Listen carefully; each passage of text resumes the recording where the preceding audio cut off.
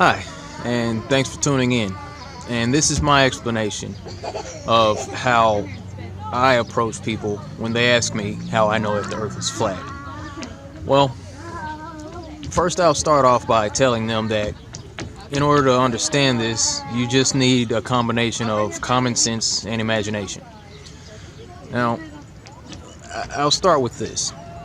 Water does curve. You heard me, water does curve in the form of droplets. When it rains, you have droplets that form, kind of curved on your windshield and all that. When you pour water from one vessel to another, water does curve. Waterfalls, of course.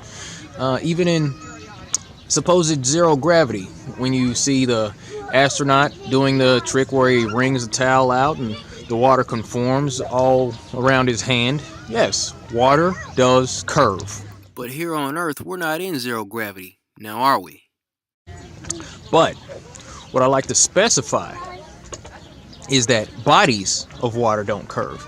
And that's where a lot of people seem to be confused when I speak with them, or when I post on Facebook or in my videos. I'll say bodies of water don't curve, and they will respond by saying, well, what about droplets? I said bodies of water. Now, let me take a moment to define bodies of water.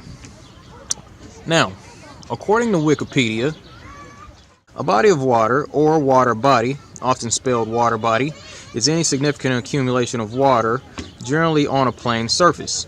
The term most often refers to oceans, seas, and lakes, but includes smaller pools of water such as ponds, wetlands, or more rarely, puddles.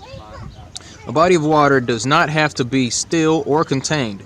Rivers, streams, canals, and other geographical features where water moves from one place to another are also considered bodies of water. Again, I say, bodies of water don't curve. And that was the definition there. And the way that I explain this in the simplest form, I'll usually have a glass of water or a bottle of water.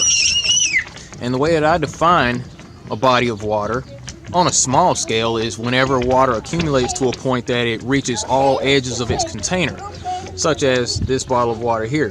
When water accumulates to the point that it reaches all edges of its container, the surface generally lays flat, as you can see behind me. So I'll hold up the bottle of water, and then I'll say, well, you've driven down the road and you've seen a puddle. Now, after it rains, there's a puddle on the side of the road. You drive past it, and the surface of that puddle is generally flat.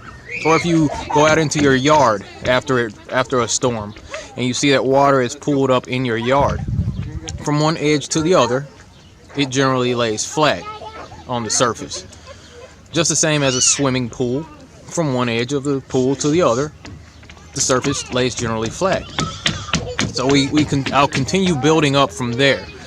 And I'll go on to say, well, if you've ever sat next to a lake on a calm day, as I used to all the time, going fishing with my dad growing up, we would go out bright and early in the morning before the fish started jumping and the wind started blowing and all that. And I remember the surface of the lake from one edge to the other side would always look like a mirror. It would always be just flat like glass. So here's where your common sense plays in. You already know those things. You already know how the surface of water lays generally flat in a cup of water, or in a puddle, or a pond, or on a lake. But here's where your imagination has to take control a little. In order to grasp the idea of the earth being flat, we can simply log on to Google real quick. Open your browser, go to Google, and type in what percentage of the earth is water. And Google will tell you that 71% of the earth's surface is water.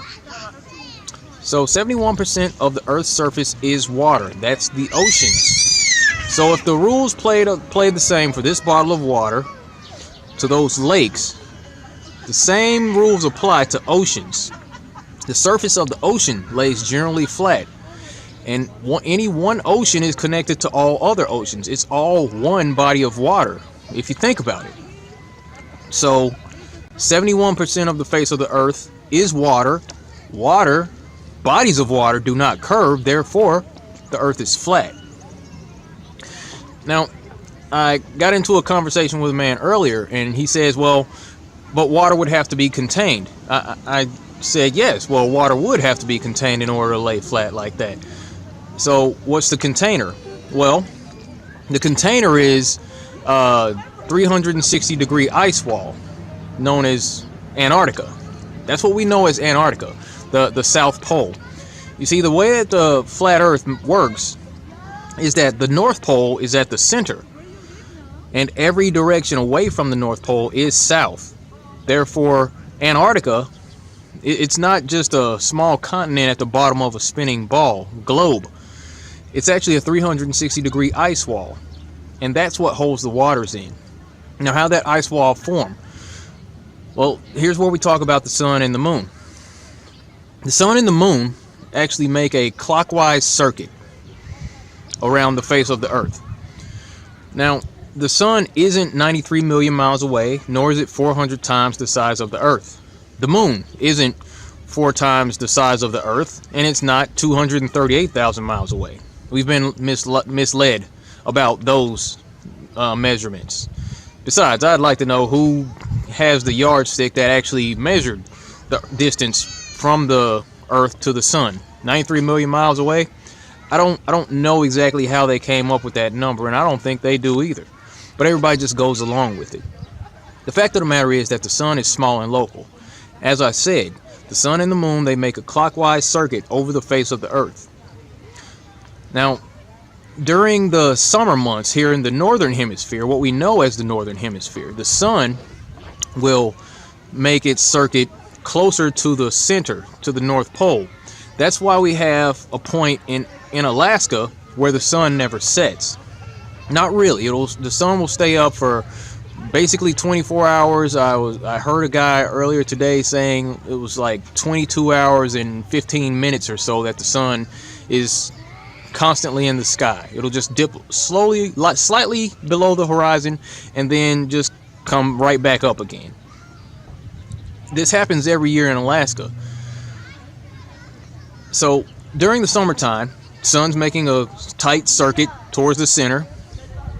And during the winter months here in what we know as the northern hemisphere, the sun moves faster, but it makes its circuit closer to the outer edge. So when it's cold, it's winter months here in the northern hemisphere. It's actually summertime and spring in the southern hemisphere, below the Tropic of Cancer. That also explains why there's months on end in Alaska where the sun doesn't come up at all. There's months where there is complete darkness. It's always nighttime there, because the light from the sun only lights up about half of the face of the earth at any given time. The sun doesn't reach all the way across this flat plane. It only lights up about half of the earth at any given time.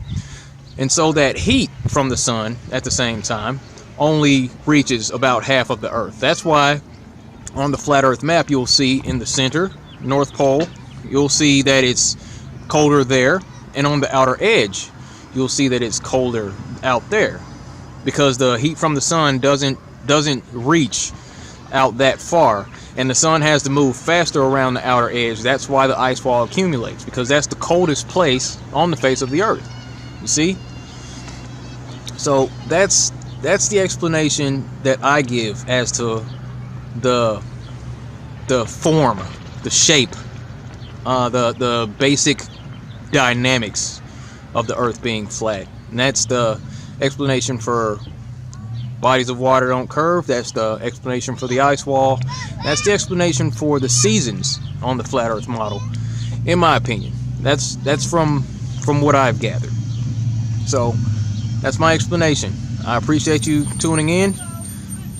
Be sure to like and subscribe for more content. Be sure to hit the bell so you get the notification whenever these videos are posted. Be sure to link up with myself and the crew over at Flat Life or at the Future of Flat Earth. Be good to each other, take care, and stay flat.